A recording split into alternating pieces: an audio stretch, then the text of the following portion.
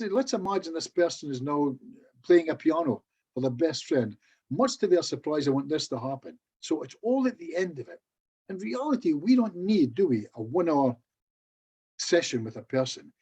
All the magic should happen in a moment. It just happens in a moment. It could be in 37 minutes. It could be in 40 minutes, the 48th minute. It happens in a moment. The reason why they came here, and I'll fix it now. The part inside knows that. And that's what it's all about. And I know that I'm giving you a presentation, and you'll get other presentations from lots of other people, but you'll know this. You'll know this when I'm telling you this.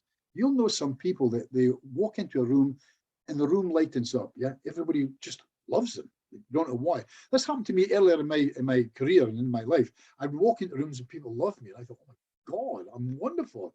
I've discovered over the years I can walk into rooms and people hate me. They just have a look at me and they move up, they edge up so I don't sit next to them. So they make instant kind of judgments and that. And that's okay. And it's the same with therapy. We all use formulas, yeah? You have to use a formula.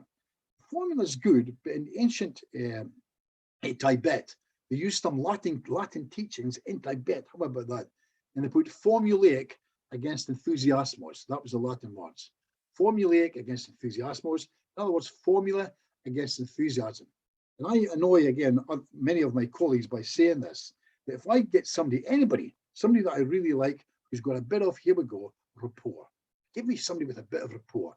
I could train them up in a couple of days to be a pretty decent therapist on the simpler stuff, on anxieties, worries of the past, present, and future, feelings of guilt, shame, and remorse. That's the most of the people we see. That's who comes to see us. More than anything, the race is it's an anxious race, human beings. Really, really anxious. So, but we do that mainly not with the formulas we use. That's my findings. When I see a great therapist, it'll be their enthusiasm. It'll be the stuff they put into it. It'll be their rapport. It's just how they use it and how they think of what they're using.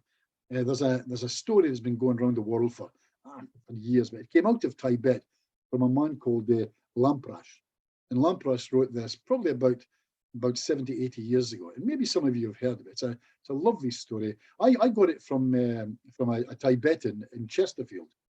But it's a story of, they claim it's a true story. You can make your own mind up. There was a Tibetan monk who at 60 years old, he left Tibet. He left where he was. And he traveled something like just over 150 miles until he found this cave. And he sat in the cave to find enlightenment. And all he did was he just played with these beads, yeah? Iringaria Bora, Iringaria Bora, Iringaria Bora, Iringaria Bora, for 12 hours a day for 25 years. And the people back in the old haunts, they said, I wonder what's happened to him. So they sent a young man out to find him, one of the young students. And he finally came to this lake. He heard that he lived somewhere near this lake. He got a small boat. He rowed across the lake, climbed up this mountain. He went into the cave, and there it was. The young man looked and smelled and thought, oh my God, he's saying it all wrong. It's not what it is. And the old man looked at him and smiled, and he said, Master, it's not Isim Karma Bora, it's Boria Kisiam Bol, Boriam Kisabaram Bol, Boriam Kisiaram Bol. And the old man went, yes, that's right. Well, he's 85 years old now. He's been alone all this time. He thanked the young man, gave him something to eat. They brought bread. The young man left him, got back into the boat and started rowing back across the lake, thinking to himself, Jesus, 85, he's been saying it wrong for 25 years.